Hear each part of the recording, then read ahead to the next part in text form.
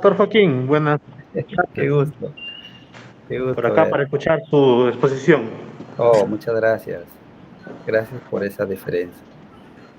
Así Trataré de es. estar a su altura, Muy bien, bienvenidos estimado a la Jaime. edición del 4 de diciembre del año 2021 de Biología sin Fronteras, espacio cultural de la Facultad de Ciencias Biológicas, donde sus egresados, docentes, amigos docentes de otras facultades, de otras universidades, exponen sus ideas, sus proyectos, sus resultados de investigaciones o hacen comentarios de alguna investigación en particular. En esta oportunidad tenemos la visita del doctor Joaquín Bertis Osores. Él es egresado de la Facultad de Biología, formado en la Universidad de Biología. Luego él hizo sus estudios de posgrado en la Universidad Cayetano Heredia, donde junto también a otros talentos de nuestra facultad él ha destacado, ¿no? Como siempre, invitamos a nuestros invitados a que expongan brevemente cómo fue que decidieron por seguir la carrera de biólogo y qué fue lo que motivó que estén haciendo lo que ahora les ha cautivado a hacer la docencia y la investigación. Entonces, y luego el doctor Joaquín va a tocar un tema muy interesante y que es un tema muy álgido en la investigación, de lo que hoy día todas las revistas, todos los editores reclaman, la robustez de las publicaciones y particularmente la robustez estadística, ¿no? Entonces, los dejo con la compañía del doctor Joaquín y al final podemos conversar y comentar en detalle alguna pregunta que tengan para él. Los dejo con el doctor Joaquín Vértiz. Muchísimas gracias, maestro de maestros, doctor PhD Pedro Chimoyefio. Me siento en casa otra vez, por fin, después de tantos años. El último congreso, bueno, el último curso que a propósito usted también, maestro Chimoy, me invitó a contribuir fue en el 2008, marzo del 2008, para ser un poco más preciso, aunque no tan exacto con la fecha, pero no, si mal no recuerdo, fue entre el 8 al 10 por allí. Pero desde el 2008 ya no tenía estos espacios de conversación con mis colegas, con mis amigos, con mis maestros. Y es que, bueno, respondiendo a la primera parte, eh, ¿cómo nació el bichito, empleando el término coloquial, ¿no? De estudiar biología. Bueno, fue una cuestión de decisión, tal vez influenciado por profesores que me guiaron en el segundo y tercer año de secundaria, que, valga decirlo, no era profesor no era licenciado en educación, sino era un ingeniero zootenista, el que me enseñó biología y me enseñó tan bonito que me gustó, ¿no? Y me gustó la física, me gustó la química y tengo un don, eso es don sí, me lo dio Dios, de comprender rápido los números, ¿no? O sea, no, eso sí no tengo explicación. Sería un poco complicado describirlo o explicarlo, pero sí tengo esa habilidad. Estudiando en la universidad, conocí a muchas personas, muchos amigos. Vivimos muchas huelgas igual, igual que todos. Fue una estancia muy agradable en donde tuve el honor de tener como profesor al doctor Chimoy, ¿no? A diferencia de otros profesores del entorno y de ese entonces, porque ahora obviamente tenemos de alta talla como el colega Fupuy, a quien admiro y respeto y siempre respeté, incluso cuando yo estaba estudiando, él ya estaba haciendo la tesis, yo lo recuerdo, estaba en pesquería y, y él nos enseñaba, nos guiaba, ¿no? O sea, nosotros éramos sus hermanos menores para entonces y él tenía esa paciencia de enseñar, perdóname que te mencione Jorge, pero yo exteriorizo lo que viví, ¿no? Entonces, en su momento nos ayudó mucho a mí, sobre todo, y el profe Chanamé, que fue un soporte interesante en estadística. Y es que también debo decirlo, ya tocando un poco más el tema que nos trae hoy día a reunirnos. Cuando estuve en la facultad, no me enseñó un biólogo la estadística, me enseñó el profesor Juan, no recuerdo el apellido del profesor Juan, de la Facultad de Matemáticas, que era muy bueno, pero eminentemente teórico, ¿no? Y soy honesto, porque me gusta hacerlo, y aposté por serlo, en decirles de que con quien más aprendí fue con un médico veterinario que nos enseñó, perdónenme, con el tiempo y los años y mis facultades también las he ido perdiendo y la memoria con los nombres también. No recuerdo el nombre del profesor, pero el profesor era experto en estadística y era del área de fisiología de medicina veterinaria de aquel entonces. Y él como que nos condujo por una buena ruta, ¿no? Pero bueno, quedó como un curso. La necesidad surge cuando tuve que hacer la tesis, ¿no? Y allí sí fue un poco dificultoso empezar a comprender, pero más que comprender, a hacer y hacerlo de verdad, ¿no? O sea, no era un ejercicio extraído de un libro, no era un planteamiento de un examen que nosotros podíamos resolverlo dada la lógica del mismo, sino era de verdad, o sea, íbamos y tomamos los datos y teníamos los datos en nuestras hojas de Excel y teníamos luego que pasarlo al programa porque teníamos que hacerlo en Excel y bueno, así nació todo, ¿no? Entonces, ya en el tiempo eh, migré. Tengo familia dispersa en todo el norte, aunque originariamente mi familia es de Ferreñafe, por lado de mi padre, y por lado de mi madre, bueno, son de Cutervo. Y también hay un grupo de familia en Jaén y en Piura, que, bueno, están regados por ahí los Vertis, ¿no? Por ahí, por Trujillo, por ahí.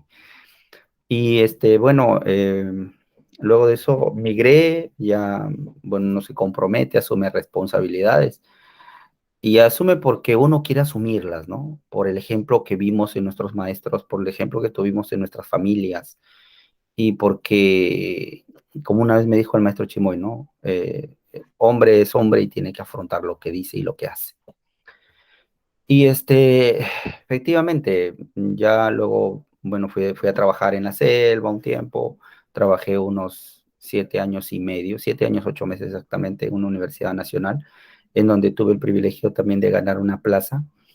Pero bueno, con el tiempo las expectativas cambian, los hijos crecen y uno quiere mejores cosas para los hijos, obviamente, ¿no?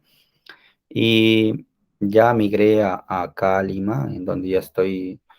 Wow, 2012, 13, 14, 15, 16, 17, 18, 19, 20, 21, horror, 9 años. Y ya estoy trabajando en la Universidad Nacional Tecnológica de Limasur.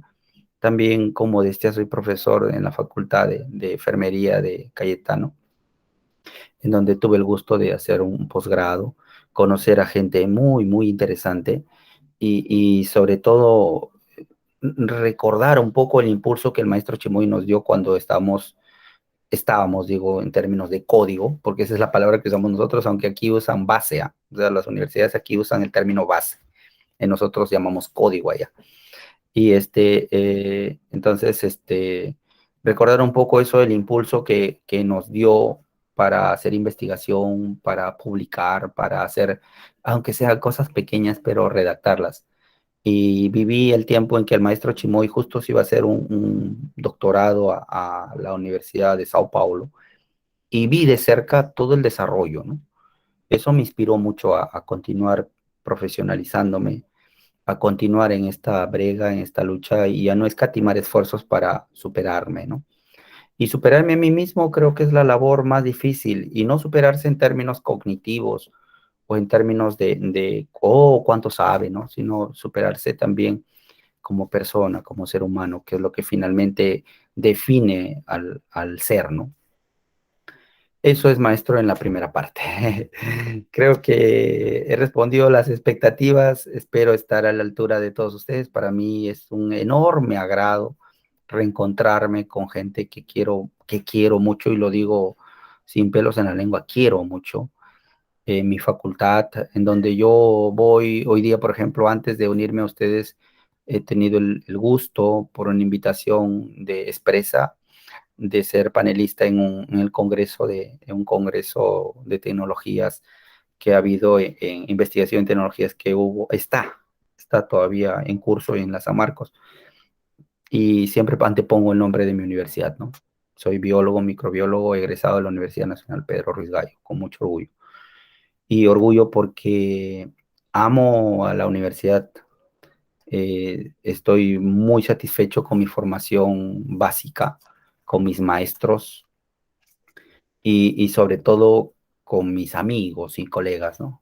Que ven a las ciencias biológicas como el alma de sus vidas o el motor de sus vidas, como diría inicialmente Aristóteles y luego Santo Tomás lo toma como suyo y hasta René Descartes, ¿no?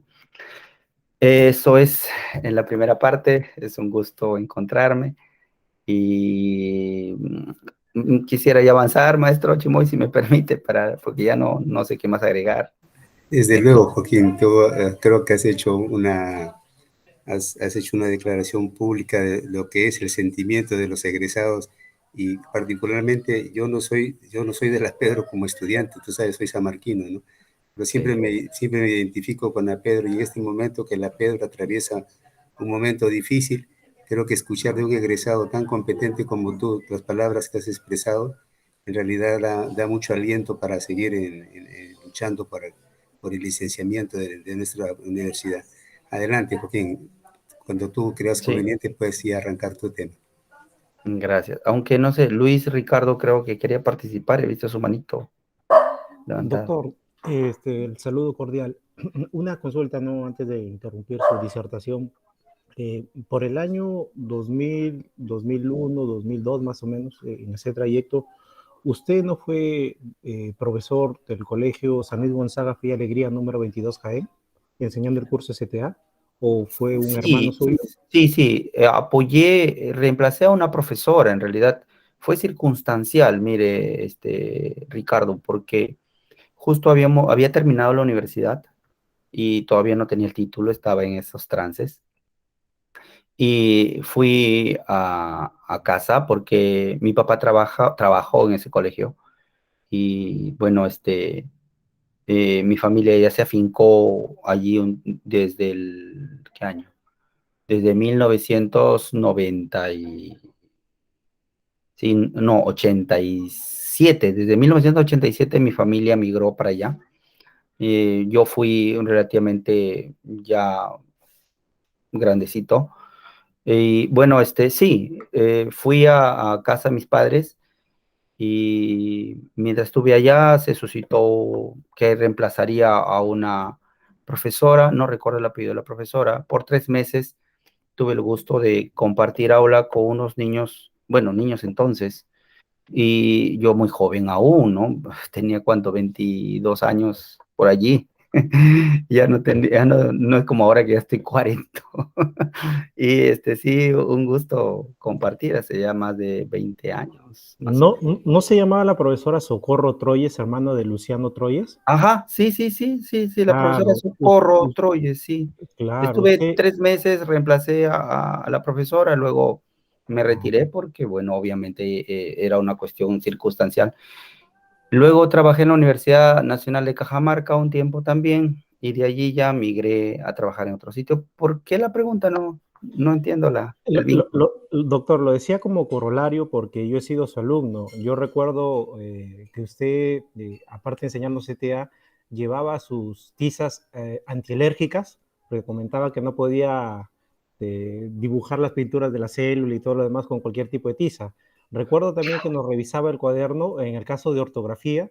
Y en mi caso, bueno, particularmente usted siempre trataba de buscarme un error ortográfico, pero nunca pude encontrarlo, ¿no? Qué poca modestia. No, pero era verdad. Yo recuerdo mucho sus clases, mi completa admiración por usted y encantado de poder escuchar todavía su exposición, siendo haber usted sido mi jovencito. Ah, Ricardo, qué placer encontrarnos después de 20 y tantos años. más de 20 años, creo. Más de 20 años, 20 maestro. años. Más de Qué 20 fuerte. años. Y yo sigo escuchando todavía la música de Rata Blanca, profesor. Wow. Muy bien. Bueno, Sin interrumpirlo más, por favor, adelante. ya, oye, bienvenido, Ricardo. Qué gusto verte. Bueno, no sé si ya no me reconociste, pero ya no soy el mismo muchacho de antes. Ok, empezamos ya.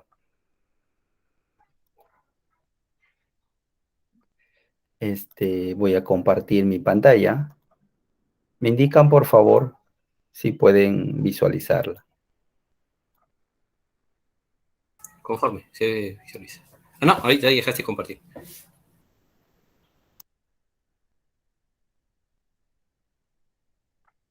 ¿Se puede visualizar ahora? Sí, sí, ponle modo presentación, Joaquín. Correcto. Listo, ahora sí. Ok, espero, no voy a ser tan matemático, pero he intentado con esto más o menos visualizar las técnicas y las definiciones elementales que se tiene sobre estadística robusta. En realidad, este capítulo me apasiona desde el 2011 o 12, que me he metido un poco más porque me gusta el tema de probabilidad de inferencia, del cual he explorado un poco. Me falta muchísimo y estoy aprendiendo cada vez más este tema. Espero de que les agrade. He tratado de hacerlo lo más sencillo posible. No obstante, si hay cosas específicas de que podríamos hablar, encantado. Y hay cosas que aprender, encantadísimo, porque yo sé colegas que son muy competentes también y que también exploran estas áreas al igual que yo y tienen la misma fascinación. Bien, como parte introductoria, nosotros como científicos tenemos como objeto de estudio la realidad, ¿no? Y es que la realidad, con el soporte físico que éste tiene, nos brinda constantemente datos empíricos, datos que nosotros, como seres humanos, en nuestro afán eterno de comprender, entender, explicar, tratamos de obtenerlos empleando para ellos herramientas que nos permitan interpretarlos. La interpretación de esta información finalmente nos conduce de algún modo a la elaboración de algo mucho más estructurado. Ese algo más estructurado se denomina modelo, ¿no? El modelamiento surge de la confluencia de estas explicaciones que de manera independiente al inicio y que luego de manera integrada permiten aproximar lo que nosotros observamos con respecto a la realidad. La comparación es la realidad. No obstante, estos modelos, la mayoría de ellos llamados modelos estocásticos paramétricos, tienden a cambiar en el tiempo. Algunos son rediseñados, otros son desfasados, otros son redescubiertos en el tiempo. Y finalmente se tiene modelo 1, 2, 3, 4, que se reflejan en una interpretación de la realidad. No obstante, debemos recordar que la realidad per se tiende a tener una infinidad de variables que muchas de ellas de manera concomitante actúan y nosotros en nuestras limitaciones de manejo de herramientas y también manejo de métodos para poder explicar, muchas veces no logramos comprender la complejidad de esta. Sin embargo, nos atrevemos a hacer inferencias, nos atrevemos a hacer predicciones, observaciones a futuro, que finalmente en el tiempo se van perfeccionando y cada vez más se aproximan más a la realidad. Y es importante, por supuesto que lo es, porque gracias a esas explicaciones nosotros podríamos predecir y la predicción sobre un fenómeno de la realidad física es vital porque no solamente nos hace comprender qué pasaría si, sino nos hace comprender hacia atrás qué pasó. Y es que en el camino regresivo de la evolución de la vida, también nosotros comprendemos a su vez cómo estos organismos, cómo estas sustancias han podido de manera tan compleja combinarse y dar origen a todo lo que nosotros vemos y conocemos en la actualidad. Pero recordemos siempre el modelamiento, los modelos son solamente aproximaciones a la realidad, no explican la realidad en todas sus dimensiones, sino que algunas de ellas que nosotros muchas veces no logramos medir por falta de herramientas, por falta de métodos, por ausencia de competencias, etcétera. O sea, hay un sinfín de causalidades, finalmente nos hacen tener solamente esto, aproximaciones. Bien, en el supuesto de ignorar los desvíos de los modelos ideales, nosotros generalmente tendemos siempre a idealizar lo que estamos haciendo con la finalidad de tener ese modelo aproximado. Sin embargo, no siempre los procedimientos estadísticos óptimos bajo el modelo estricto podrían tener la aproximación óptima bajo el modelo aproximado. ¿Qué significa esto en castellano, no? Porque este es un lenguaje un poco técnico y parece un silogismo. Sin embargo, si ustedes lo desagregan, podrían indicar de que efectivamente nosotros en el ámbito académico, y hablo como nosotros como académicos, tendemos a ser muy rigurosos en el modelamiento y optimizamos los procesos, optimizamos las ecuaciones, ajustamos las ecuaciones en función de datos, volvemos a remuestrear, volvemos a hacer nuevamente las corridas, si fuese necesario unas 10, 15 o 30 o 50 o 100 veces para que el modelo sea lo más estricto posible. Sin embargo, como les indiqué hace unos minutos atrás, no siempre el modelo estadístico óptimo bajo la tutela del modelo estricto logra estas aproximaciones óptimas bajo un modelo aproximado. ¿Por qué modelos aproximados? Porque por la sentencia que vimos en la lámina anterior, en el slide anterior, indicaremos que la realidad en todas sus dimensiones hasta la fecha es imposible de poder ser explicada. Por lo tanto, todos los modelos al final terminan siendo eso, aproximados. Y las aproximaciones, en ese mismo sentido, deberían ser aproximaciones óptimas. Aunque muchas veces ese supuesto tiende a creerse como absoluto y el absolutismo en este tipo de análisis estadístico es negativo. ¿Por qué? Porque si nosotros asumimos a priori de que el modelamiento matemático puede explicar perfectamente la realidad bajo un estricto modelo totalmente dilucidado, esclarecido, ¿no? Y optimizado. Entonces, tendemos muchas veces nosotros a creerle más a lo que dice el modelo a lo que dice la realidad. Y eso es justamente parte de lo que hace más de 35 años atrás, o más, 55 años atrás, perdón, surge en la mente de algunos estadísticos clásicos, ¿no? En donde se dieron cuenta de que la información que provenía de la realidad, la misma que fue verificada por una, por dos, por tres, por cuatro, por N personas, y se tenía la misma data, no necesariamente se ajustaba a los modelos matemáticos estrictos.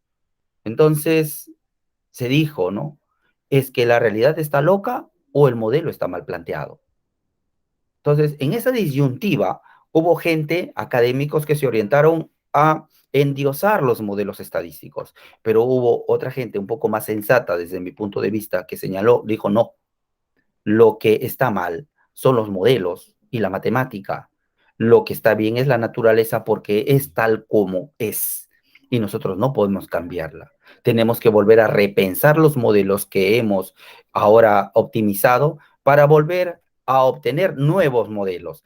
En esa brega, en esa lucha surge la estadística no paramétrica para poder suplir ese vacío que la estadística paramétrica ya empoderada en el mundo científico para esos años no pudo explicar. Así nace la estadística no paramétrica que por analogía de metodologías empleó casi la misma ruta, no obstante utilizó otros tipos de parámetros estadísticos para efecto de explicar esas realidades. Entonces, justamente el principio básico de la estadística no paramétrica es que hacer tantas, o lo menos posible de hipótesis sobre los datos para responder a los mismos problemas específicos que la estadística paramétrica había planteado. Es decir, no hace el típico planteamiento de hipótesis, es que sea el promedio de tal diferente o mayor que o menor que el promedio de tal. Es decir, utilizando o empleando un estadístico paramétrico para efecto de explicar las distribuciones de datos de A y de B, sino que en términos de hipótesis sencilla, también intentaron responder la diferencia del antes y después del grupo A y el grupo B, entre la cualidad y la cualidad B, etc. O sea, intentó también responder ese tipo de cuestionamientos. En consecuencia, en el camino, los modelos paramétricos no es que dejaron de usarse, en absoluto. Siguieron, obviamente, cubriendo el papel de la estadística rígida, dura. Y yo recuerdo mucho las clases del profesor Juan, no recuerdo el apellido del profesor Juan, no sé si el profesor Chimoy se acordará del profesor Juan, un bajito, gordito, que era muy amigo del profesor Freddy,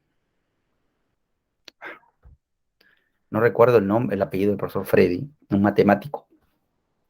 En el tiempo en donde el profesor Freddy Paz.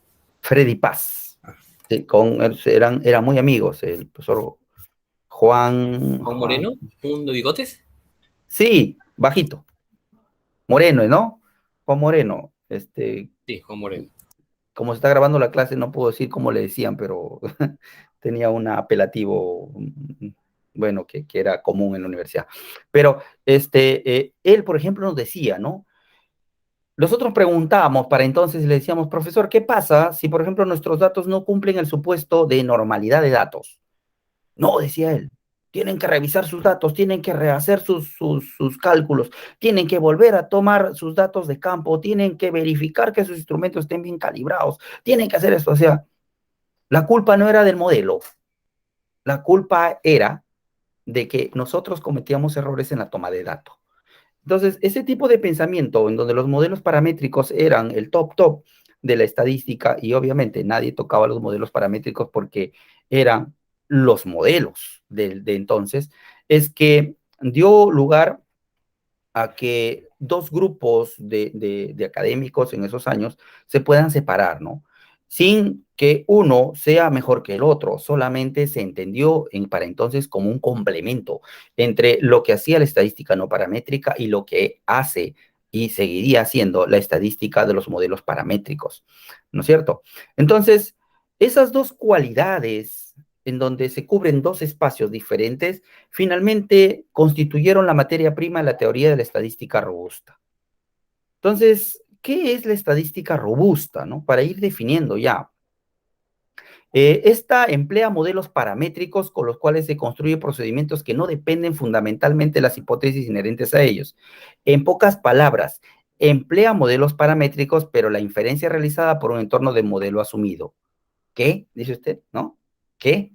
Ahora lo explicamos. Hampel lo explica clarito y lo he puesto allí como para que ustedes puedan entenderlo. Estadística robusta es la estadística de los modelos aproximados. Es decir, es rigurosa en el modelo, pero establece un modelo asumido, un modelo aproximado. Y el modelo aproximado se vincula no tanto a los supuestos de la hipótesis en sí, sino al supuesto que la inferencia podría darse en el contexto de la realidad. ¿Qué? Vamos a verlo. Entonces, muchas de las suposiciones que son asumidas comúnmente en estadística son solamente aproximaciones a la realidad.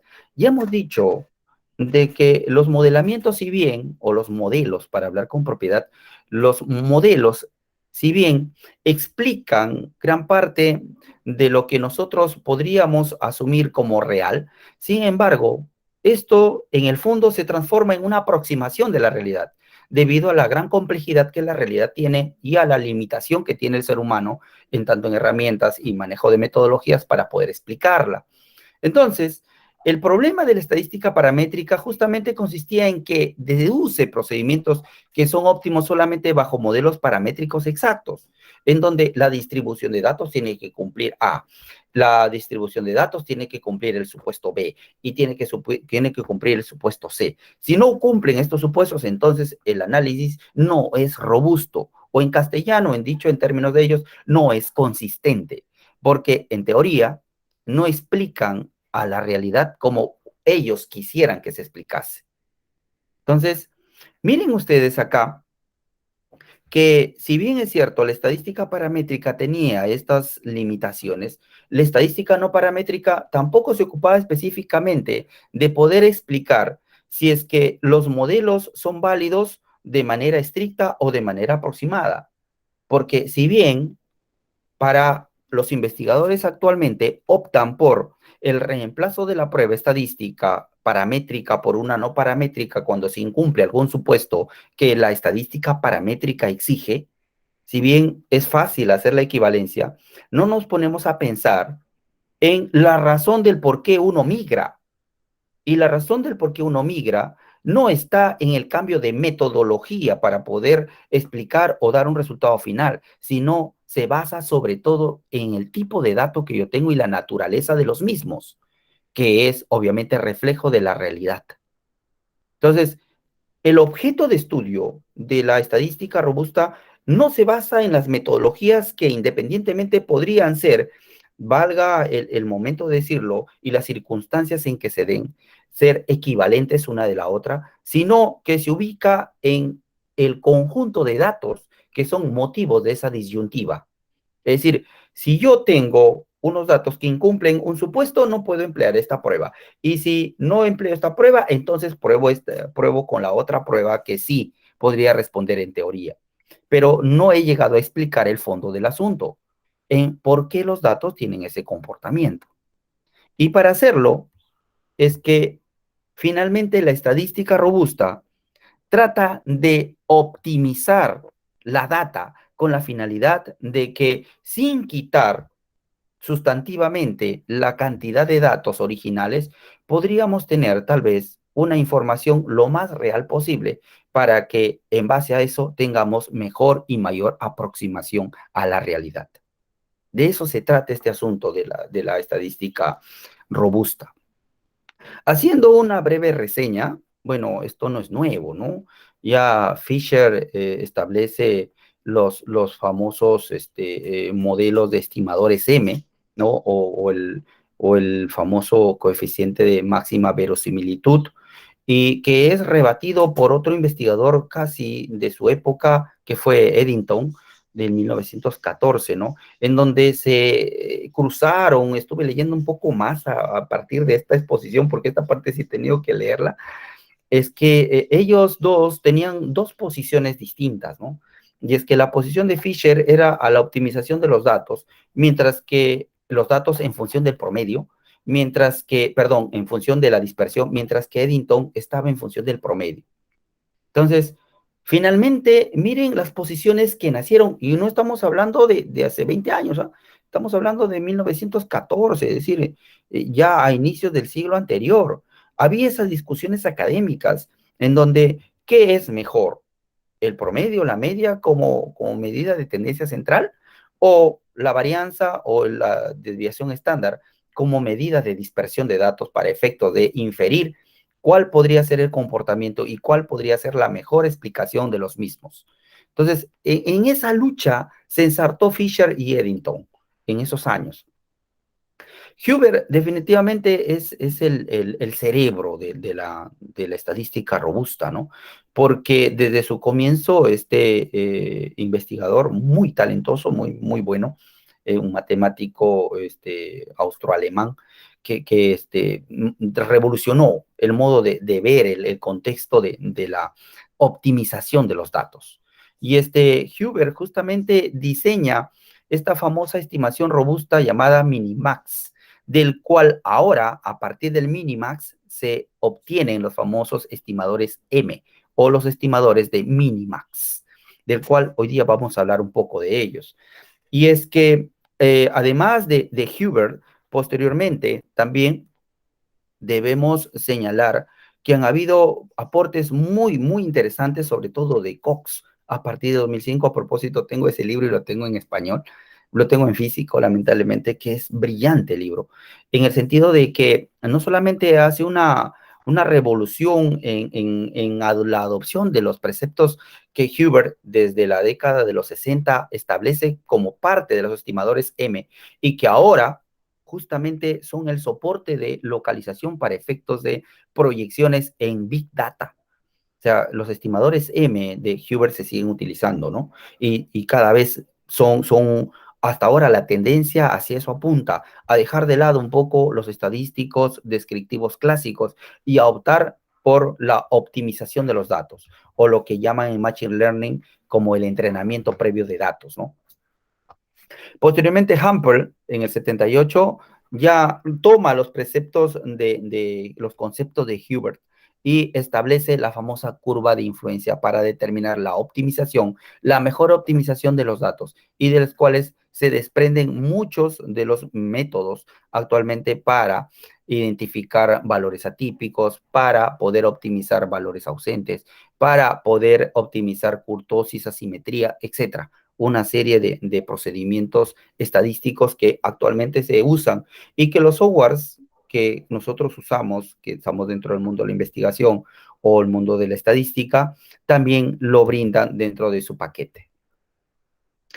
Aquí hay conceptos interesantes que esto sí lo he añadido para un poco explicar las ideas. Asumo que por allí también va a haber preguntas sobre precisión, exactitud y la incertidumbre, ¿no? Entonces, los conceptos no son los mismos, en definitiva, ¿no? Cuando hablamos de precisión, hablamos de grado de concordancia entre las distintas medidas realizadas sobre una magnitud en las mismas condiciones. Es decir, apunta más si éstas están cercanas entre sí. Mientras más cercanas estén las mediciones que yo haga, por ejemplo, sobre el peso de este lapicero en diferentes tipos de balanzas, entonces yo diré de que la marca A, la marca B y la marca C tendrán mayor o menor precisión en la medida de cuántas veces yo haga el pesado de este mismo instrumento o de este mismo objeto. La exactitud, por su parte, indica el grado de concordancia entre el valor verdadero y el experimental. Ajá, entra entonces aquí un elemento adicional, y es que tenemos no solamente lo que yo estoy midiendo, lo que yo podría medir, sino que tengo un patrón, y en base a este patrón previamente establecido, ya corroborado, verificado, etcétera, etcétera, etcétera, yo diré, mientras más se aproxime a este patrón, es que es más o menos exacto. La incertidumbre de una medida se conoce como el rango dentro del cual se espera que esté el error. Entonces, en estadística, hablar de incertidumbre es normal, es común. Por esa razón, como ustedes habrán estudiado desde las aulas universitarias, siempre en estadística se habla a cuánto de confianza, o cuál es tu nivel de confianza, cuál es tu nivel de error, y es que la incertidumbre justamente es ese espacio, ese rango en donde se espera que esté el error. ¿Significa entonces que el error absoluto no existe? No, no existe esos errores absolutos. Lo que existe son rangos de error. Y el rango de error, allí existe la probabilidad de que el error podría contenerse. Para hacer modelos de ajuste en estadística, nosotros constantemente acudimos a tipos de modelos. Los modelos, si bien desde el siglo pasado ya están siendo cada vez mucho más actualmente automatizados, pero lo único que están haciendo es recoger lo que ya hizo Bayes, lo que hizo Wharton, lo que hizo Wilson, lo que hizo Hamper, lo que hizo Hubert, etcétera, ¿no? Y lo único que están ahora, con el apoyo, obviamente, de las computadoras, y por qué no decirlo también, con el desarrollo creciente de la inteligencia artificial a través de los modelos de Machine Learning, ¿no? Con modelos de algoritmos, lo que hace justamente es tratar de explicar que matemáticamente estos datos podrían tener o no ciertos ajustes para efectos de optimizarlos y aplicarlos más que todo en base o en función a un modelo estrictamente matemático. Es decir, que todos los ajustes de los datos reales que yo tengo, la idea es optimizarlos hacia el modelamiento matemático previamente definido. Si se ajusta, bien. Si no, aplico metodología para ajustarlo a ese modelo, ¿sí? Mientras que, por su parte, esa es una tendencia. La otra tendencia es el empleo de los modelos estocásticos, ¿no? El modelo estocástico cada vez está tomando más fuerza en el mundo científico, porque como ya les definí, ya les había indicado previamente, colegas y profesores, Ustedes sabrán de que, si bien es cierto, los modelos podrían explicar de manera estricta, tal vez e ideal, un comportamiento de la realidad. Sin embargo, cuando estos se contrastan con con la realidad, no siempre pueden explicarla con la misma precisión y exactitud que uno quisiera. Entonces, finalmente, en el tiempo, ¿qué se está dilucidando? Se está dilucidando de que los modelos matemáticos son referentes, pero que realmente el que determina el factor que es el que debería guiar el modelamiento son las mediciones o observaciones a la realidad. Y allí justamente entra el modelo estocástico, ¿no? Este modelo estocástico emplea las observaciones indicando que son variables aleatorias cuyas correspondientes varianzas componen el modelo y hace modelo de matriz de varianza y covarianza para efecto de poder explicarlo. Vamos un poco a desarrollar la idea de los procesos estocásticos, ¿no? ¿A qué se refiere? Porque no suena a escolástica, que es otra cosa, es un tema ya muy religioso, muy filosófico. En la teoría de probabilidad, un proceso estocástico es un concepto matemático que sirve para usar magnitudes aleatorias. Ojo, aquí entra un detalle que siempre deberíamos tener en cuenta para efectos del modelamiento, y es que las mediciones deberían ser totalmente aleatorias. Y eso tiene que ver también mucho con la teoría del muestreo, que es otro tema, por supuesto, ¿no?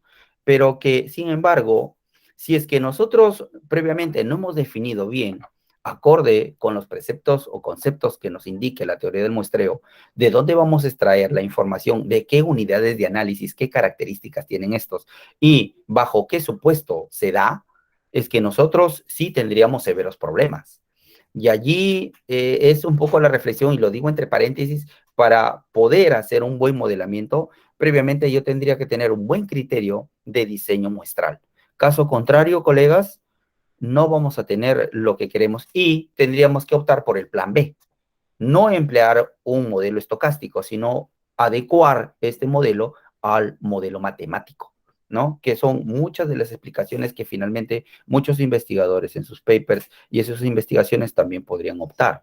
No está mal, no está mal, y es aceptado también por la academia. Sin embargo, allí yo no puedo indicar de que he hecho un modelamiento estocástico. Ahí he hecho un modelamiento matemático o un ajuste de los datos al modelamiento matemático.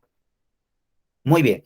Entonces, le decía el tema de aleatoriedad, ¿no? Que varía con el tiempo y para caracterizar una sucesión de variables aleatorias que evoluciona en función a otra variable, generalmente el tiempo.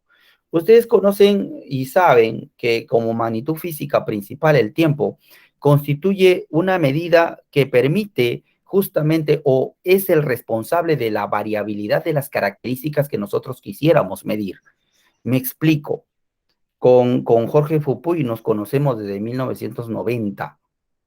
Con el maestro Chimoy, yo lo conocí a él. No, perdón, con Fupuy nos conocimos yo entré a la universidad en 92. Yo lo conocí a Fupuy en el 96, 97. Con el maestro Chimoy nos conocemos desde 1995. Y así, bueno, con Ricardo, bueno, no lo recuerdo, también, perdóneme, Ricardo, perdóneme, por favor, pero nos conocemos desde 2001. Entonces, imagínense ustedes esos eventos que han ocurrido en ese tiempo. Y cuando recién nos vimos las caras con Jorge, le digo, estás un poquito cachetoncito nada más, pero el resto estás igual, ¿no? Entonces, igual, estamos lentes. ¿Qué ha habido entre nosotros durante ese intervalo? Obviamente ha pasado el tiempo, y en el pase del tiempo se han cambiado, han ido evolucionando muchas de nuestras características. Probablemente los niveles de manejo de un área con respecto a otra hayan cambiado. Para entonces, Jorge tenía mucho expertise en el área A, tal vez hoy día sea un monstruo en eso, ¿no? Entonces ha cambiado, ha mejorado. Yo, por mi parte, también he intentado hacer lo mismo. Entonces, lo único que ha pasado es que el tiempo ha permitido que las características que nosotros tenemos y que son inherentes a cada unidad de análisis, así como yo, también el resto de especies, sea esta un ave, un pez, etcétera, sea, un cambio de la erosión del suelo, de la contaminación, etcétera. O sea, las características en el tiempo van cambiando, pero este cambio se da de manera aleatoria, o sea, no sigue un patrón necesariamente, aunque con los modelamientos que se tiene sobre algunas características en específico, hacían proyecciones, por ejemplo, recuerden ustedes, de la concentración de gases de efecto invernadero para el 2020, para el 2050, para el 2100, etcétera, ¿no? Pero nadie tomó en consideración de que iba a pasar este evento de pandemia en el año 2020.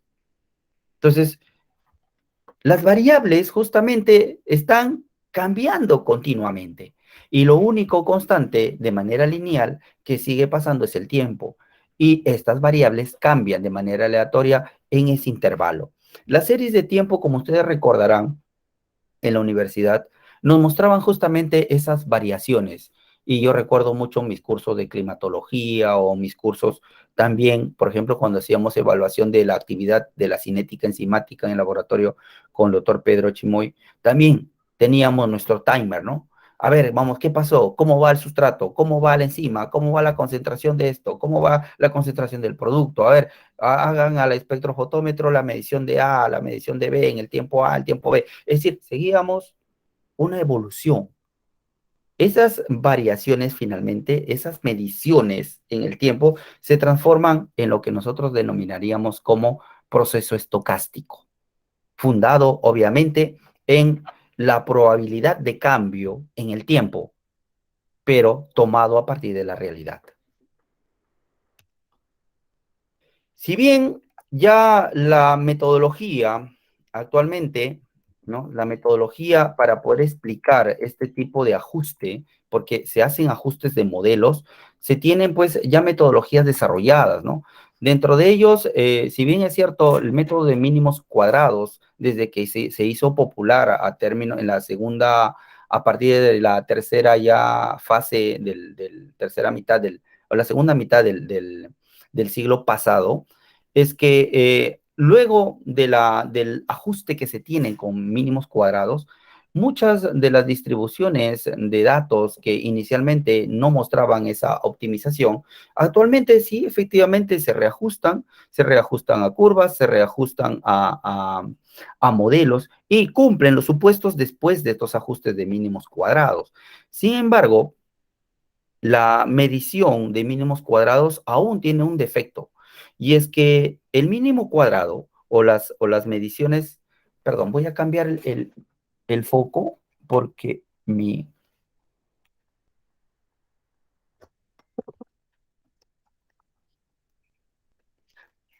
estoy teniendo mis lámparas acá.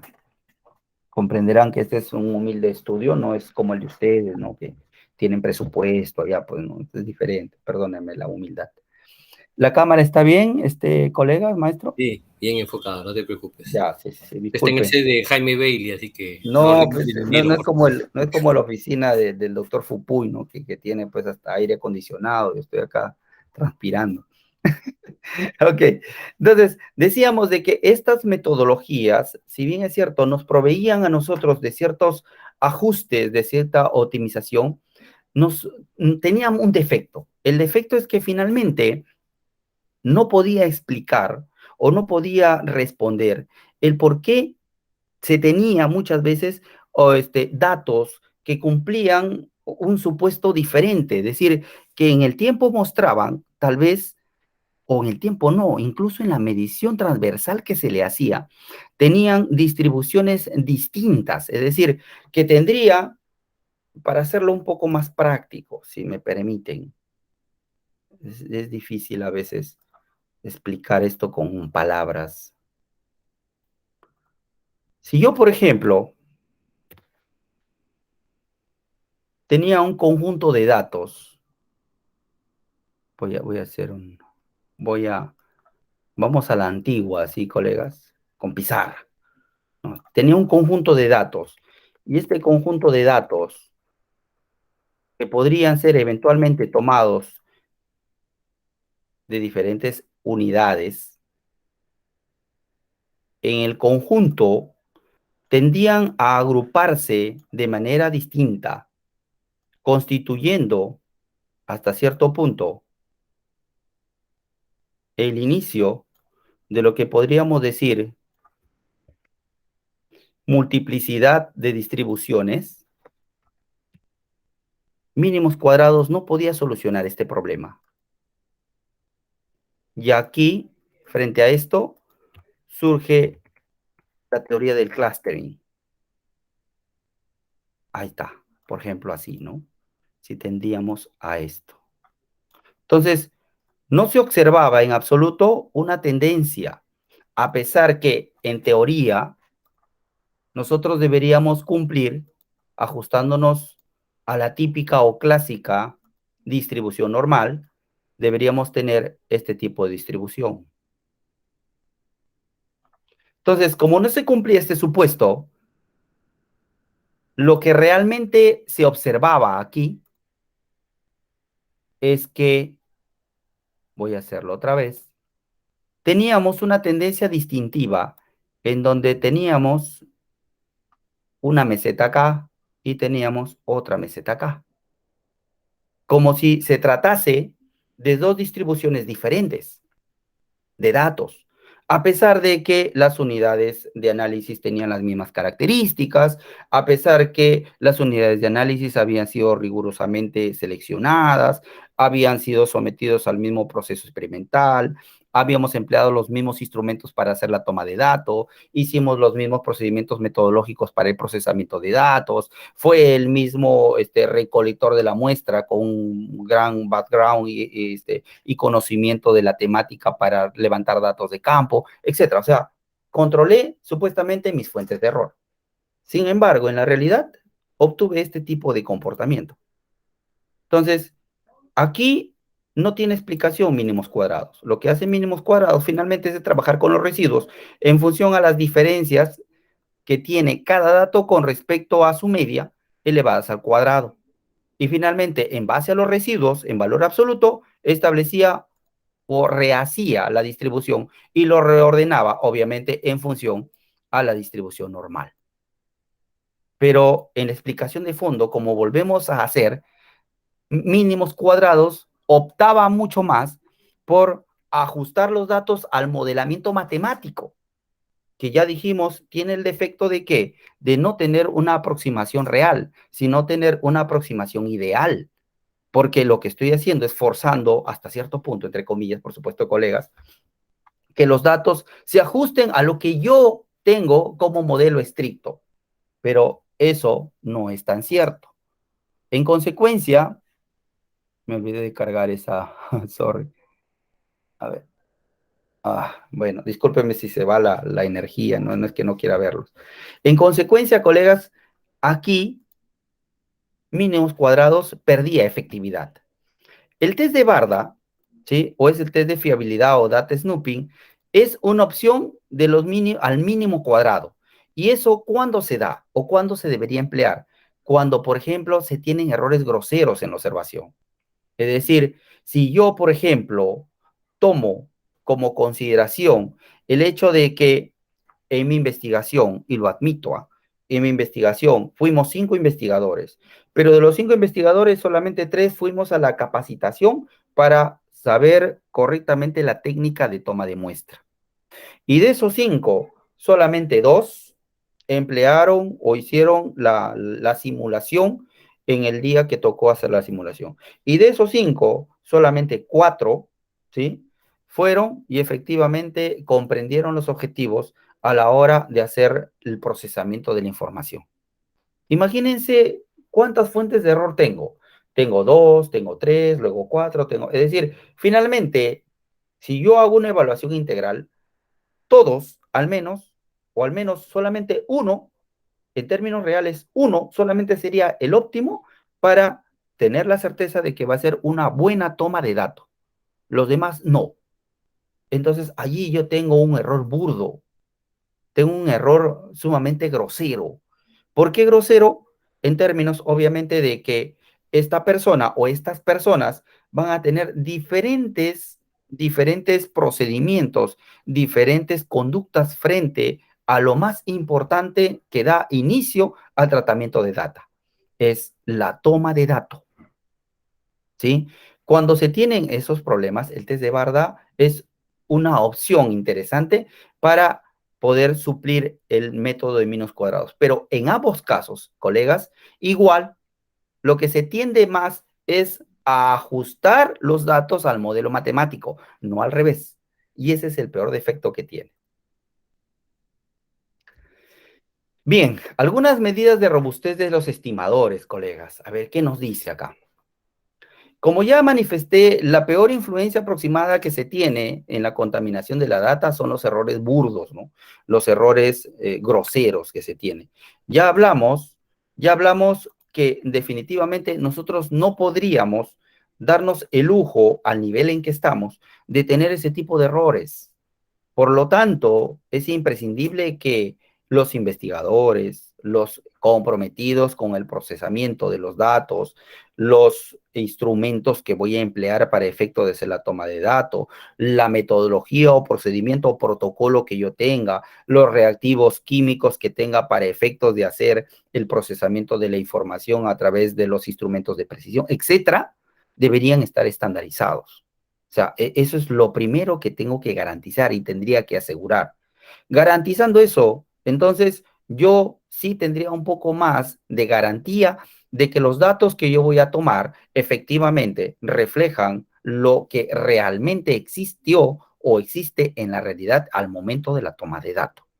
Si no estoy seguro de eso, entonces esas fuentes de error constituyen los llamados errores burdos o errores groseros, que eventualmente lo podría hacer tal vez un estudiante en su proceso mismo de formación, ¿no? Y eso podría ser admisible. Pero al nivel en que estamos como investigadores y ya hasta cierto punto incluyéndonos en equipos de trabajo, ¿no? Multidisciplinarios, etcétera, no podemos pasar por alto este tipo de errores. Imposible. Se tiene que vigilar muy de cerca. Amén del proceso de determinación del tamaño de la muestra, que, repito, no es tópico, ¿no? Y que ustedes muy probablemente ya lo hayan discutido hacia adentro de ustedes, ¿no? Por otra parte, sensibilidad al cambio local. Mide el peor defecto posible ajustar un contaminante modificando su valor. ¿A qué se refiere la sensibilidad del cambio local? Cuando nosotros estamos asumiendo y vamos a asumir que usted no cometió ese tipo de errores burdos, que usted garantizó que efectivamente todo se tenga, creo que está muy oscuro, colegas. Yo siento mucha oscuridad acá. Sí, se ve claro. Sí. A ti no te vemos, estás desaparecido nada más. Sí, pero voy a cambiar, creo que. Hoy. Voy a cambiarle de puerto a la cámara, colegas, para efectos de usar una lámpara. Tengo aquí.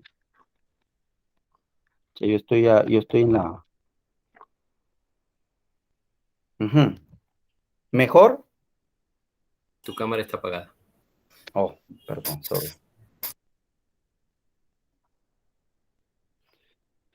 Ay. Tu presentación está bien, ¿eh? No hay problema. ¿Sí? Sí. ¿Está bien? O apago la cámara y luego para optimizar la energía. Claro, no hay problema. Puedes ¿Sí? continuar. Sí. Está bien, porque yo parezco que estuviera así de ultratumba saliendo y me da vergüenza. Estás en el lado oscuro de la fuerza, no hay problema. Qué mala gente. Ok, seguimos entonces. Apago la cámara, colegas, para optimizar voy a apagar la lamparita para que nos dé más energía para podernos despedir y tomarnos la foto. Ya, colegas. Entonces, seguimos acá. Ya, muy bien. ¿Se ve la pantalla sin problemas? Sí, se ve bien. Sí, se ve bien. Ya, doctor. Correcto. Entonces, asumiendo de que usted en su equipo ya los controles burdos sean historia, ¿no? Y que ya al nivel en que estábamos con tantos años de trabajo, ya el ojo de experto le haga a usted distinguir perfectamente que no se debería cometer esos errores burdos, ¿no? que debería definir bien su tamaño de la muestra, las unidades de selección, la metodología de toma de datos, los tiempos, etcétera, ¿no? Y también los planes de contingencia que deberían preverse previamente a la toma de datos, en el sentido de que jamás, y esa es una recomendación por experiencia también, trabajen con el dato del tamaño de muestra exacto. Siempre denle mínimamente un 5% más, ¿sí? Y eso es por experiencia, con la finalidad de que de evitar la contaminación de algunos de ellos que muy probablemente por los errores que tal vez se puedan cometer durante la toma de datos o ejecución del trabajo de investigación, puedan ser levantados en el sentido de que tengo un dato supletorio que podría reemplazar al dato que he perdido. Entonces, asumiendo de que no se cometen ese tipo de errores, siempre hay tendencia en muchos trabajos de investigación que he visto a tener valores atípicos, ¿no? Los valores atípicos o los outsiders, como quieran llamarle ustedes, son aquellos que de pronto o son muy bajos o son muy altos. Y usted no tiene una explicación matemática ni física correcta al respecto. Dice, pero si yo tomé bien, si yo hice esto, si yo hice este otro, entonces he procesado bien. He tomado 4 veces el mismo valor y el promedio de eso lo he sacado. Entonces, usted no comprende en la dimensión de cómo pudo haber obtenido ese tipo de datos. Entonces, ¿qué se hace? Se hace un proceso interesante, ¿no? La sensibilidad al cambio local está vinculado a la media y ustedes conocen que la media es muy sensible a la ubicación de los extremos, sean estos bajos o altos en la distribución de datos. Aquí la recomendación es emplear el método de winserización. Y la winserización o winserate, como quieran decirlo, valga el anglicismo, ¿sí? Proviene obviamente de quien diseñó el procedimiento, ¿no? Es Charles Windsor. ¿Y en qué consiste? Es el trabajo, obviamente, que se hace en función al 5% de datos, es decir, 5% en las dos colas, en la cola inferior y en la cola superior, tratando de limpiar los datos extremos, los outsiders, y trabajar al menos con el 90% de datos que podrían reflejar con mayor precisión una optimización de los datos obtenidos de esa realidad. Entonces, eso se llama winsorización. Y ese es un procedimiento muy empleado, ¿eh? Yo lo he usado más de una vez. Es decir, se opta por eliminar los valores extremos en castellano. Elimino los muy bajos y elimino los muy altos, pero teniendo en consideración de que no debería pasarme en total de 10% de eliminación de esos datos extremos. En castellano, el mínimo de datos que yo debería consignar para efectos de hacer el análisis debería ser el 90%. Divididos, obviamente, esa diferencia del 10% entre 2, 5 los más bajos y los otros 5% los más altos. ¿Cómo puedo visualizar esto, colegas? Para la detección de valores extremos, la técnica más empleada, colegas, y ustedes lo hacen constantemente, es aquella que se emplea, obviamente, en datos cuantitativos, usando los gráficos de caja y bigote, ¿no? En donde se pueden visualizar sin problema los datos outsiders, ¿no? Los que están fuera de la distribución, teniendo en cuenta de que la partición también de la visualización de esa gráfica está en función de los cuartiles, ¿no? Y teniendo en el centro el cuartil 2 o mediana, que son medidas de localización. Entonces, eso sí es importante porque gracias a la winsorización, nosotros podríamos garantizar que la media se aproxime lo más y lo mejor posible a la mediana, que no se ve afectada en absoluto por los valores extremos, porque la mediana, como ustedes conocen, es una medida de posición, a diferencia de la media aritmética. En el punto rechazo, supongamos de que en la función de influencia desaparecen todos los puntos, ¿no? Que nosotros podríamos determinar. Podría usted emplear un winsorace o puede ser una winsorización, como ustedes quieran determinarlo o llamarlo. Y es que cuando nosotros tenemos este tipo de proceso, los puntos de rechazo, determinamos un punto en específico a través de los cuales se optimiza la cantidad de datos y se indica hasta este punto de datos, tú podrías tomar. Más de esto no lo tomes. A diferencia de la winsorización. La winsorización es a dos colas. Es decir, elimina el 5% a la derecha y elimina 5% a la izquierda en castellano. 5% menos y 5% más, los valores extremos a ambos lados. El punto de rechazo no, es la estimación de un punto en específico en donde si esta es la distribución, si aquí tenemos una distribución de datos, entonces fija un punto en específico y te dice, muy bien, hasta aquí viene tu punto de rechazo. Es decir, estos datos de acá, que ya tuviste después de este punto, elimínalos, no te sirve. Y establece como un punto de rechazo definido. En la winsorización no se tiene ese tipo de procedimiento. Lo que se hace en la winsorización es determinar en base al percentil 5 o al 5%, como quieran denominarlo, y lo que hace es elimina los datos que eventualmente yo podría tener en los valores extremos superiores y también al 5% de valores inferiores. No establece ningún punto de rechazo. Esa es otra metodología. No confundir. Ustedes podrían optimizar la data y eso está en función, lógicamente, a que cada vez que yo hago la estimación de estos puntos de corte o puntos de rechazo, yo tengo que correr para determinar cómo está la dispersión, cómo está la media, cómo está la mediana, cómo está la moda, cómo está la kurtosis, cómo está la simetría en cada una de esas corridas para optimizar mejor mis datos. Miren la diferencia entre el segundo y el tercero. ¿Ya? Muy bien. Entonces, de igual manera, los puntos de ruptura utilizan casi de manera análoga a los puntos de rechazo, ¿no? Que son, a diferencia de dar un punto específico, lo que hace el punto de ruptura utiliza el término de proporción. ¿Cuánto por ciento más o menos yo podría tener en consideración para efecto de rechazar esos datos? Es decir, estima un porcentaje de datos que yo podría rechazar. No estima puntos de corte, sino estima puntos porcentuales, proporciones en base a lo cual yo podría optimizar mejor mi data y tenerla completamente confiable. Muy bien. A ver, vamos a analizar muy brevemente los estadísticos robustos, ¿no? O sea, porque hablamos pues, de robustez, ¿no? Y constantemente uno, cuando no conoce mucho el tema, se imagina pues ahí a un físico culturista, ¿no? O el profesor Chimoy levantando pesas ahí, un tremendo punche. Pero eso no tiene nada que ver con fortaleza física.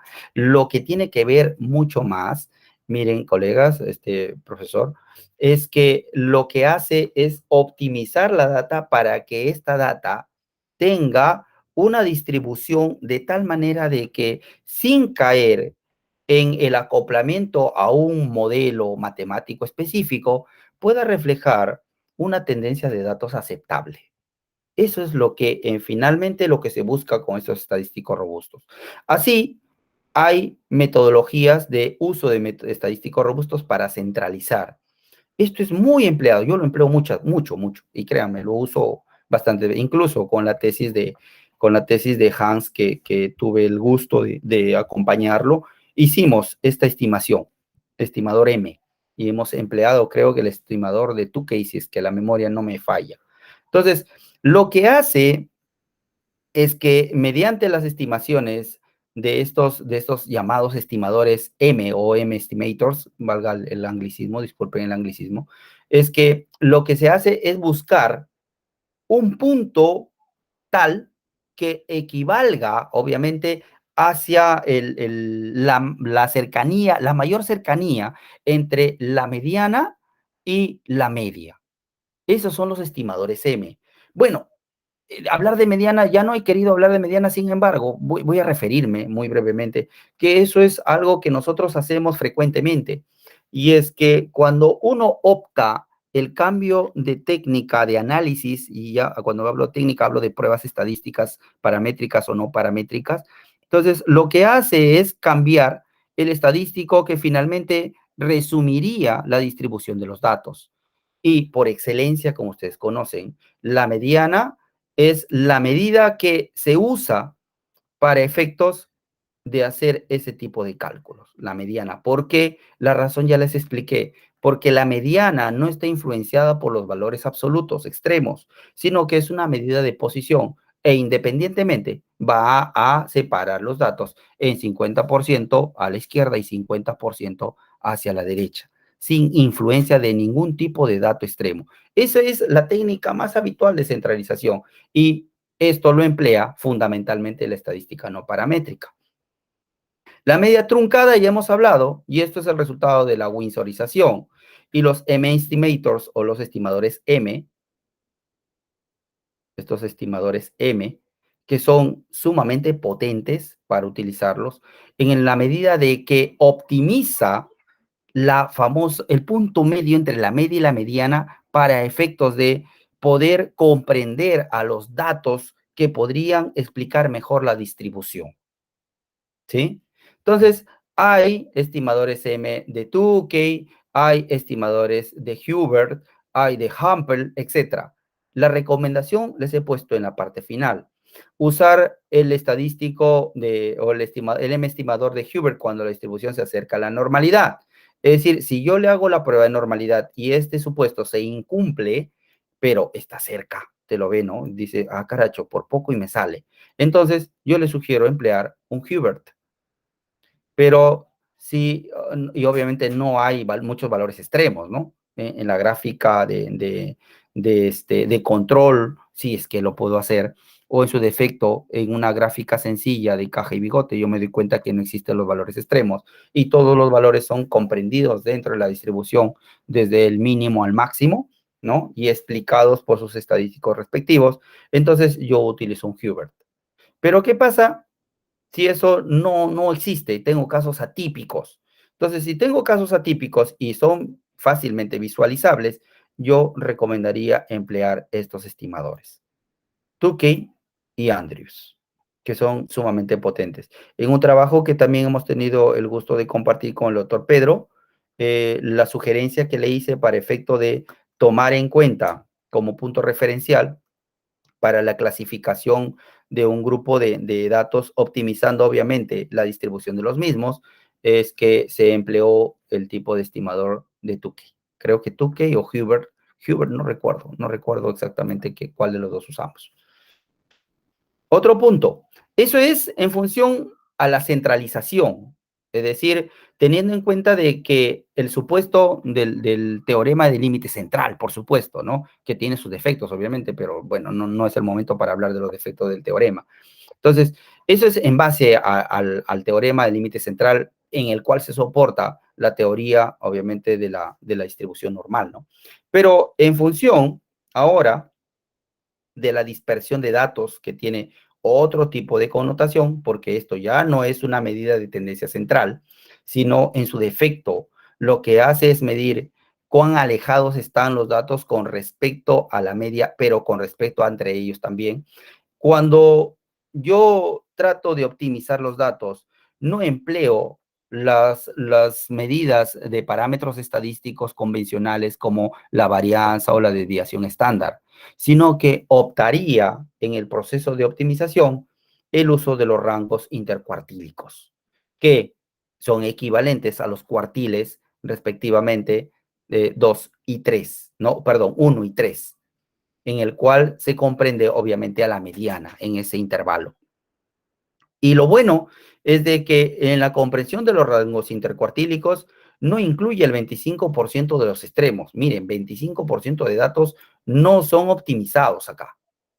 Se tiene riesgo, claro. ¿Y esto cuándo se emplea? Cuando usted tiene 1000 datos, ¿no? O 700 o 800 datos. Pero si usted está trabajando solamente con 40 o 50 datos, no le sugeriría emplear este tipo para empezar, no le sugeriría emplear la opción de optimización por dispersión. Yo le sugeriría emplear la técnica de optimización por centralización, por la cantidad de datos que es pequeña. Entonces, eso es. Muy bien, hay otras medidas también, como por ejemplo, métodos, perdón, como la desviación media respecto a la mediana, el índice de dispersión respecto a la mediana y el coeficiente de variación de Pearson, que eventualmente podría ser intercalado por el coeficiente de variación de intercuartílico, que como ya les manifesté, solamente hace referencia a la optimización de los comprendidos entre el cuartil 1 y el cuartil 3. Entonces, hay un 25% que no entra al proceso de optimización. Para la asimetría y kurtosis, como ustedes conocen, colegas, una cosa es la asimetría y otra cosa es la kurtosis. Cuando hablamos de kurtosis, nos referimos específicamente a los datos comprendidos dentro de una misma distribución. Es decir, cuando la distribución adopta diferentes tipos de agrupamiento. Si todos tienden a agruparse en el centro y la mayor proporción de datos se agrupa en el centro, ya ustedes conocen que se llama leptocúrtica. Lo ideal es tener esta visualización de distribución de datos mesocúrtica que hace referencia o se aproxima mucho a la distribución normal de datos. Pero si yo no tengo eso y tengo datos que se agrupan de manera irregular hacia los costados sin definir una posición central en términos de frecuencia relativa, entonces yo tengo una medición platicúrtica. Por su parte, la kurtosis no hace referencia a la distribución de datos con referencia o punto referencial a las medidas de tendencia central, sino que se ubican sobre todo hacia donde se agrupan más, teniendo en cuenta la distancia de la medida de tendencia central. Si es que los datos se agrupan hacia el lado derecho y el eje de las medidas de tendencia central están definidos hacia la izquierda, se dice que tiene una curva de asimetría negativa. Lo ideal es de que esté así, con una curva simétrica, en donde las medidas de tendencia central confluyan con el máximo o el top máximo de la asintótica de la curva, ¿no? Pero si es por el contrario, opuesta al primer caso, yo tendré que indicar que la simetría es positiva. Entonces, hay metodologías acá, claro. En base a esto, yo puedo hacer una optimización de mis datos empleando algunos métodos. El coeficiente de asimetría de Fisher es ampliamente empleado para este tipo de asimetría, ¿sí? Yo puedo eventualmente trabajar con valores positivos o negativos en el caso del estadístico obtenido para el coeficiente de recálculo, ¿no? Hago el entrenamiento de mis datos, obtengo el coeficiente y el coeficiente mismo ya me sale con signo. Ese es el valor que yo utilizo para ponderar cada dato para volver a rehacer la secuencia o la distribución de mis datos. Por su lado, puedo emplear también coeficientes de asimetría de Pearson, coeficiente absoluto de simetría, coeficiente de asimetría de Bowley, etcétera. O sea, las metodologías se dan. Lo que yo sí he empleado en una ocasión es esto, colegas. Los demás, no les voy a mentir, todavía no lo uso. Sin embargo, la metodología está ahí. En determinado momento tal vez será importante repasarlo para efecto de aplicarlo. Por su lado, cuando yo hablo de kurtosis, ¿sí? El índice de kurtosis más robusto y empleado es el Q2.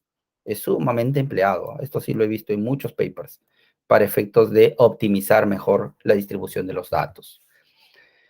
Ahora, hablamos de transformación de variables que eventualmente también, profesor, colegas, es una opción, ¿no?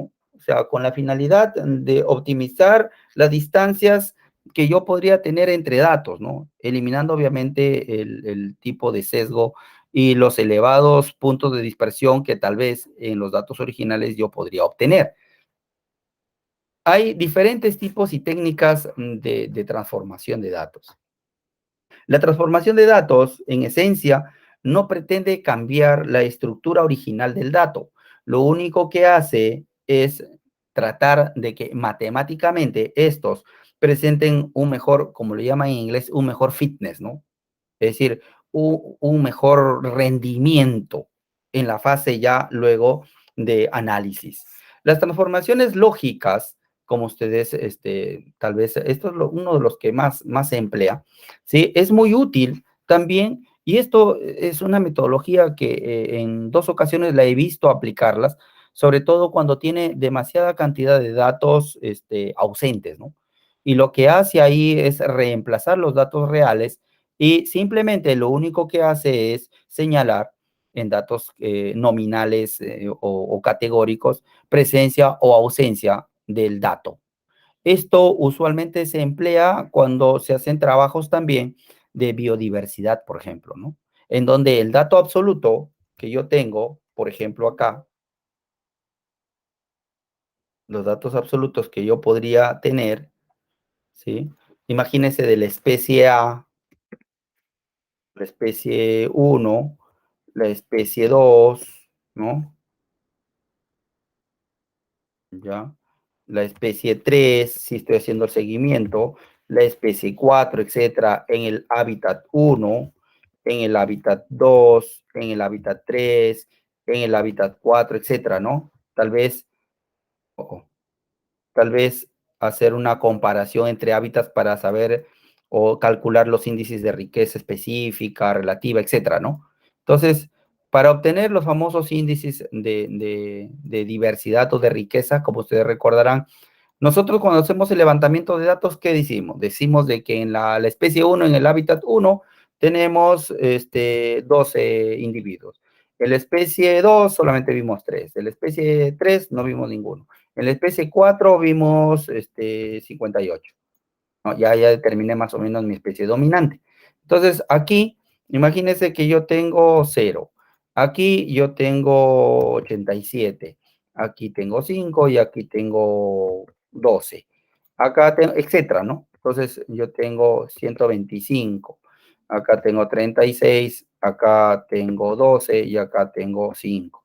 Y así. Entonces, ¿qué hago en la transformación de esas famosas transformación lógica? Transformo a que si el dato está presente, le asigno 1, presencia, presencia, ausencia, presencia. Aquí, ausencia, presencia, presencia, presencia. Presencia, presencia, presencia, presencia.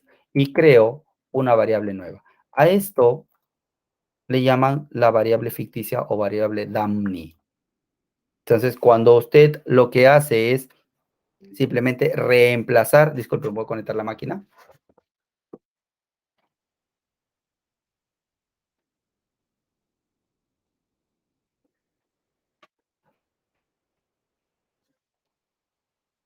Ya está.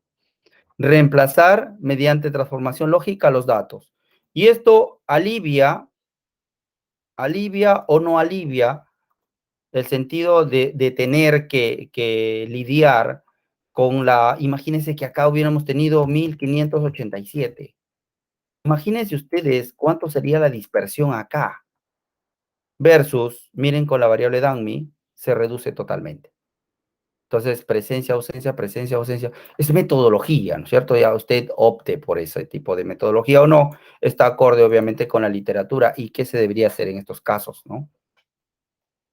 Eso es lo que indica. En las transformaciones lineales,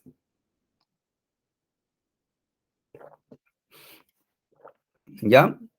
Lo que se emplean son efectivamente constantes, ¿no? No se pretende quitar la constitución o las distancias originales o el comportamiento original de los datos. Lo que único que se quiere hacer es disminuir las distancias de los valores, ¿no es cierto?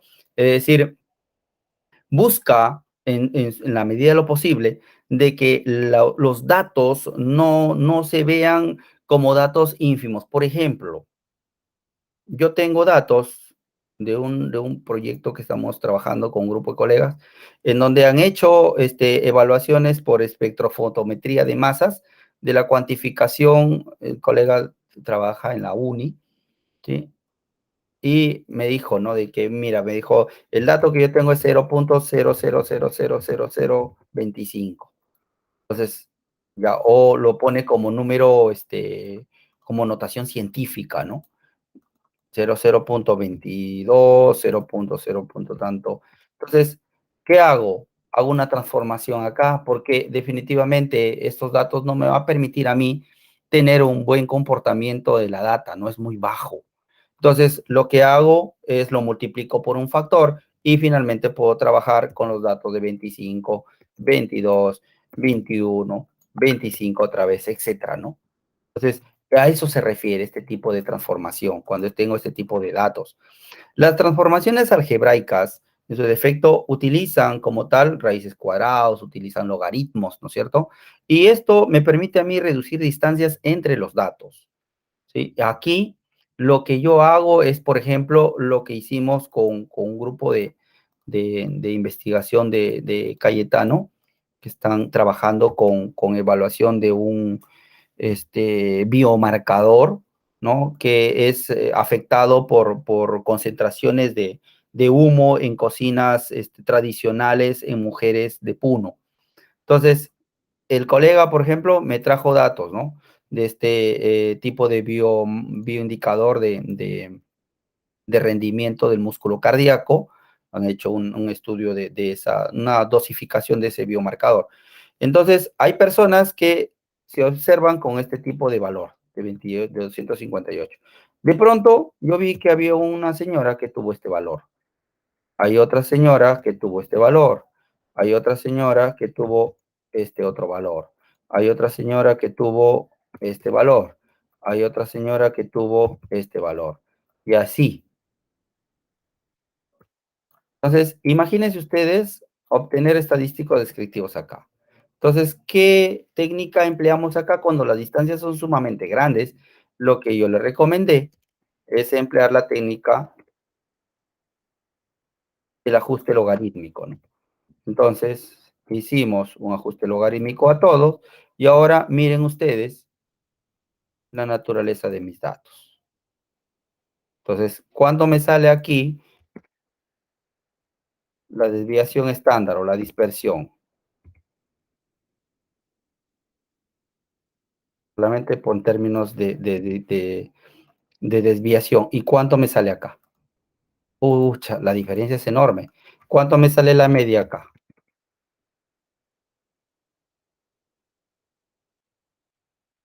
Oh, perdón. Disculpe, el término media no se emplea acá. Dice esa promedio. Disculpen la confusión, es que en el R se usa, por ejemplo, MIAN, ¿no? Ya está. Miren, 1067. ¿Y cuánto es la media acá? Ahora vamos a observar cuánto es el coeficiente de variación. Es decir, la desviación estándar en función multiplicado por 100. Es horrorosa, ¿no? Versus, miren, cuántos datos están dispersos con respecto a la media, 28%. Y aquí hay 132 datos respecto al promedio. El promedio es 1067. Entonces, la optimización por transformación también es una opción. Para mí, la primera opción. Para mí, la primera opción cuando tengo problemas con datos. Entonces, pero ahí saber qué tipo de transformación hay que hacer, pues, colegas. O sea, no se trata tampoco de hacer por hacer, no, a todo tipo voy a hacer transformación. O como una vez me dijeron en una universidad, ¿no? Entonces, no, a todos les aplicamos raíz cuadrada a raíz cuadrado de 1,5, ¿no? Es decir, 1 sobre raíz cuadrado, ¿no? Entonces, yo le digo, no es así. O sea, tenemos que analizar qué tipo de datos tengo y en función a eso y a la teoría, seguir las recomendaciones que mejor se ajustarían. O eventualmente ensayar, ¿por qué no ensayar, colegas? Se puede ensayar también, ¿no? Bien, ¿qué más tenemos? A ver, bueno, este libro yo lo estoy buscando, colegas. No sé si ustedes pueden conseguirlo, yo por eso lo he puesto ahí. Ya, este de aquí yo le mandé al doctor Chimoy, es un regalo, yo en realidad lo conseguí y se los comparto. Allí a partir de la página 30, creo, pueden ustedes tener todas las recomendaciones sobre métodos de robustez y qué hacer. Para aquellos que les gusta la estadística, la probabilidad, un poco más ya en términos de cálculos, sin llegar a las demostraciones matemáticas, que desde mi punto de vista, y perdónenme que se los diga, colegas, para mí no es eso, para mí no es la demostración matemática porque yo me considero un buen usuario, ¿no? No me considero un teórico estadístico. Entonces, sin embargo, aquí hay muy buena información sobre demostraciones interesantes, por cierto, y también sobre empleo de algunos estadísticos robustos que ustedes podrían emplear, valga la redundancia, en software estadísticos como Stata, SPSS, Stats y también en R, ¿no? Y esto le regalo al maestro Chimoy en agradecimiento por su formación. Esto lo tengo allí, espero que, si usted lo tiene, obviamente discúlpeme por la redundancia, pero si no lo tiene, ya se lo mandé por WhatsApp para que usted lo tenga, maestro. Es un libro muy bonito que me ayudó durante la maestría en Cayetano. Es muy didáctico, es muy, muy hermoso este libro. Espero que le guste y espero, colegas, que disfruten estos libros. En síntesis y para terminar, mi consejo es, tratemos de no ajustar los datos al modelo, sino que como primera opción busquemos la solución de optimización de los datos reales y luego de eso, obviamente se supone, colegas, que ya hemos agotado el tema de los errores burdos, ¿no? O sea, ya el tema de los errores burdos o los errores groseros ya quedó agotado. O sea, ya no es tema de discusión a estas alturas, ¿no? A estas alturas. Pero si el problema está por allí, colegas, lo que deberían hacer es optimizar sus procesos. Es decir, en sus futuros trabajos de investigación, optimicen bien sus procesos de toma de datos para no tener este tipo de percances, ¿no? Y con ello, créanme, van a tener un buen rendimiento de datos. Bueno, no les quiero cansar más, yo sé de que hablo mucho y el maestro Chimoy no me conoce al respecto. ¿Dónde estoy? Estás en tu casa, siempre la Pedro será tu casa. Ya me perdí. Muchas gracias, Joaquín, por el tiempo que has brindado. Maestro. Te has tomado la molestia, el esmero.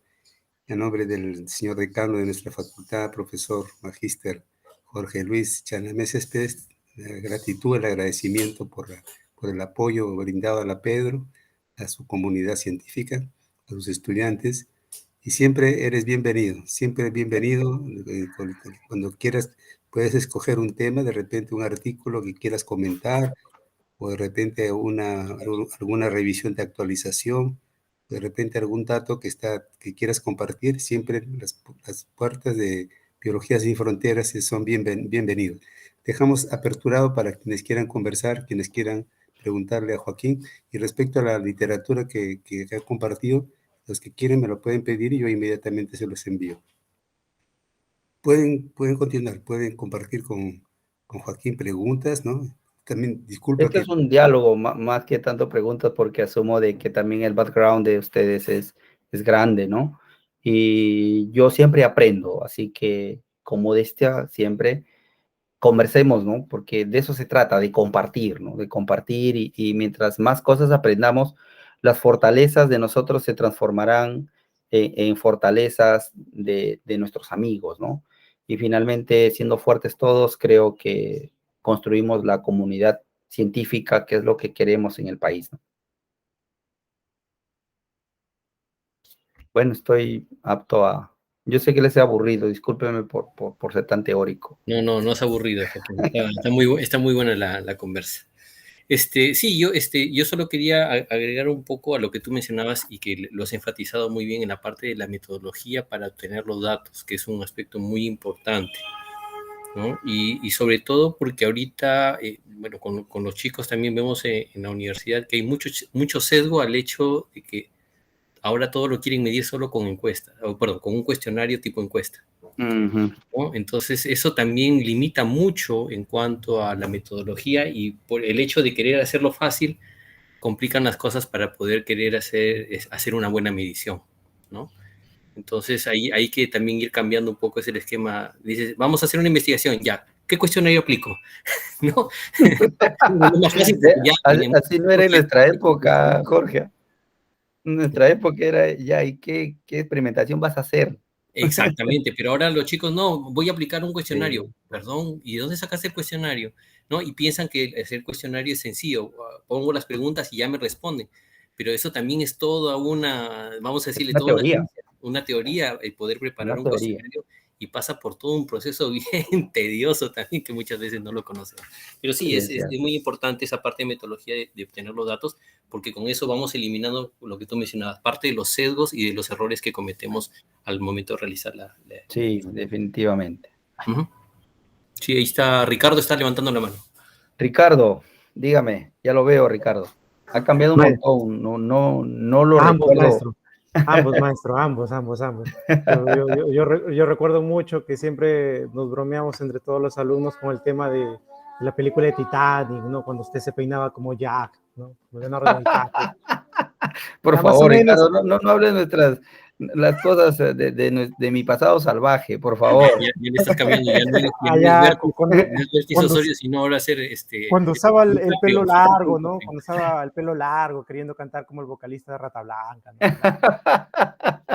Por favor, por favor, que no quede evidente eso. El maestro Chimoy muy discreto al respecto.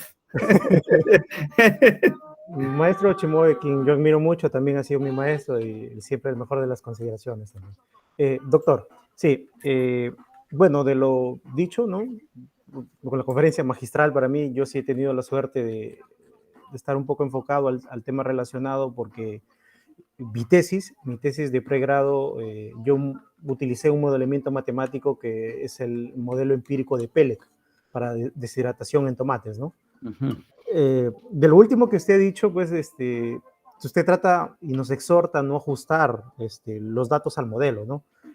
Dicho de esa manera, entonces, en su expertise, ¿no recomienda las pruebas de bondades de ajuste? Esa es la pregunta. En realidad, las pruebas de bondad de ajuste lo que hacen es eso, ¿no? Ajustar los datos al modelo. Yo soy más estocástico y yo preferiría más bien partir de la praxis y a través de esta llegar a optimizar los datos, ¿no? Es una tendencia los ajustes de modelo y eso obedece a la primera tendencia que describí y como también Ricardo usted lo está enfocando, ¿no? Yo creo que con el tiempo eso va a quedar relegado a un segundo plano debido a las falencias que tienen las aproximaciones matemáticas en reflejar o aproximar más y mejor la realidad, ¿no? Entonces, antes se hacía eso y se optaba por eso, porque quizás la tecnología no era suficiente para poder garantizar que la toma de datos que nosotros haríamos o hiciéramos en la realidad no reflejen lo que realmente es, ¿no? Éramos muy precarios en el manejo de instrumental para efecto de medición de temperaturas, teníamos, por ejemplo, nosotros hacíamos medición hasta con 5 marcas de termómetro, ¿no? Imagínense, usábamos termohigrómetros de diferentes modelos y diferentes marcas, balanzas para medir de diferentes modelos y marcas, porque íbamos y migrábamos del laboratorio de micro y pasábamos al laboratorio de pesquería, nos metíamos a veces a medir allí o nos metíamos a química si es que estaba cerrado porque regresábamos por química y le pedíamos que nos midieran las muestras que teníamos que analizar. Es decir, no se tenía con tanta tecnología al respecto. Ahora la mayoría de instrumental que se emplea para efectos de obtener ese tipo de datos ya tiene al menos el accuracy o la precisión que antes nosotros no contábamos, por una parte. Por otra, definitivamente también las metodologías son mucho más claras, se están estandarizando procedimientos, ¿no? La AFA, los programas de ambientales, en alimentos, en biología molecular, o sea, ya kits estandarizados, y eso como que hasta cierto punto garantizaría de que lo que yo estoy haciendo debería ajustarse obviamente a la metodología rigurosa. En consecuencia, si esa es la tendencia, entonces obviamente, y yo tengo la garantía de usar la tecnología tanto en equipamiento como en procedimiento, es decir, tanto a nivel instrumental como metodológico, entonces yo no tengo por qué dudar de mis datos y no tengo por qué hacer pruebas de bondades de ajuste. Pero si no tengo eso, Ricardo, caballero, caballero, si todavía estoy trabajando con instrumental precario, ¿no? Entonces, no tengo otra opción. Pero que quede claro hoy día, colegas, amigos, maestros, de que definitivamente la primera opción es que se tenga los datos y se procesen los datos o se optimicen los datos para hablar con propiedad, que mejor estén alineados con la realidad. Es decir, sugiero yo optar por las metodologías estocásticas en lugar de los modelamientos matemáticos. O sea, ya si no tengo chance, no tengo opción, ok, lo hago, ¿no? O en su defecto, puedo optar también por una optimización basado, lógicamente, en las metodologías propuestas del proceso estocástico o el modelamiento estocástico y también entrenarlo un modelamiento matemático, lo que hace Machine Learning, ¿no? Claro, eso implica obviamente mayor chamba, pues, porque además de manejar mínimamente 3 softwares, ¿no? Usted se va a soplar ahí una buena tandanada de tiempo entrenando sus corrida 1, su corrida 2, su corrida 3, su corrida 4, y es exhaustivo, ¿ah? En el proceso de entrenamiento de datos para optimizarlos no es tan sencillo. Por convencionarles nomás y como experiencia con Hans, nos soplamos cerca de 2 semanas optimizando sus datos y decidir cuál era la mejor metodología para finalmente hacer la interpretación de resultados, ¿no? Entonces, más nos gastamos el tiempo en buscar el modo de optimización que el análisis en sí. Entonces, como primera opción, Ricardo, concluyo, no le sugiero optar por lo fácil. Como buen colega, creo que usted va a ir hacia el lado más duro que siempre hemos ido nosotros, ¿no? A donde el fuego arde, ahí, usted se prueba y luego de eso, vaya usted, pues, ¿no? Ya relájese con su modelamiento matemático. No, era una tesis de pregrado, ¿no, doctor? No, uno joven, ¿no? En ese entonces le estoy hablando, ¿no? También tengo mis años, ¿no? Se optaba por la prueba de rango múltiples, nos enseñaban Duncan, ¿no? Yo me había enterado en ese entonces, y en mi tesis sí realicé la prueba de Tukey, en mi caso, en mi tesis de pregrado.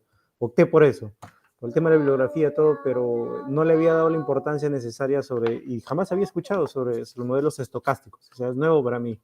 Pero lo de Fisher sí, tenía una vaga referencia, pero como usted dice, ¿no? A veces también dice, no me quiero complicar tanto la cosa, entonces mejor opto por lo que puedo conocer y opté por la prueba de Tukey. Listo, muchas gracias. Gracias. Hans, mi querido amigo. ¿Qué tal, doctor Joaquín? Buenas noches. Un gusto realmente escuchar su exposición. Yo tengo una inquietud, más que una duda. Cuando nosotros hablamos de incertidumbre, hablamos que son los rangos dentro del cual se espera un error, ¿no? Y bueno, también usted ha dejado claro el tema de dejar un poquito de lado los modelos o los estadísticos clásicos y optar por los estimadores robustos. Entonces, a partir de allí, por lo que nosotros hemos visto ya, para estimadores robustos se habla de coeficientes de incertidumbre, que es cuando se utiliza una variable para ver en cuánto se reduce el porcentaje de error para pronosticar otra en el análisis que nosotros hemos hecho. Entonces, la pregunta en sí es, cuando hablamos de estimaciones o estimadores robustos, ¿podríamos establecer también porcentajes de incertidumbre o solamente hablar de coeficientes de incertidumbre? En realidad, la incertidumbre se manifiesta no tanto en porcentajes, sino en coeficientes, ¿no? Y es que esta incertidumbre se inserta a los datos en el proceso de entrenamiento de optimización. Entonces, los porcentajes de incertidumbre son el reflejo final de, a pesar del entrenamiento, en qué medida o en qué proporción yo esperaría que el error se encuentre, ¿no? Sí. Claro, o sea, mi inquietud era más que todo, ya conocemos que cuando hablamos de estimadores robustos utilizamos coeficientes de incertidumbre, pero estos coeficientes, en lugar de expresarlos como tal, podemos hablar de rangos de incertidumbres y no de coeficientes como tal. Claro. ¿Podría ser posible? Sí. Definitivamente sí. Sí. Y esa es la expresión final, ¿no? La expresión final es el rango. Definitivamente sí. Okay. Sí. Muchas gracias. Ok, Hans. ¿Ya expuso Hans su tesis? Todavía, este mes. Vamos con Luego le fuerza. invito. Ya, está bien, encantado. Yo listo para participar y presto también. Ok, muchas gracias por todo, más bien. Ok. Ok, muchas gracias. Muchas gracias nuevamente Maestro. por tu aporte. Pronto te haremos llegar tu certificado de participación. Un fuerte abrazo a la distancia, saludos a toda la familia y a los colegas que te rodean y que tienen el privilegio de compartir contigo el día a día y que es muy, muy provechoso. Un fuerte abrazo y Gracias a todos ustedes. me despido diciendo, siempre tienes las puertas abiertas de la Pedro, que es tu casa, y sobre todo de este espacio de Biología Sin Fronteras, que es un espacio de la facultad, para el bien de todos ustedes. Un fuerte abrazo, ya nos vemos, Joaquín. Gracias, maestro. Gracias a todos ustedes, colegas. Nos vemos. Éxitos y bendiciones. Se acabó la luz. Ya, gracias. Un abrazo fuerte. Ya, igualmente. Chao, Jorge. Saludos a la gente. Saludos al profe. Saludos ya, al profe. listo. Yo le paso tus saludos, no te preocupes. Ya, listo. Abrazo. Nos vemos, Luis. Gracias. Nos vemos, doctor. Nos vemos, Saludos a tus compañeros que no recuerdo los nombres.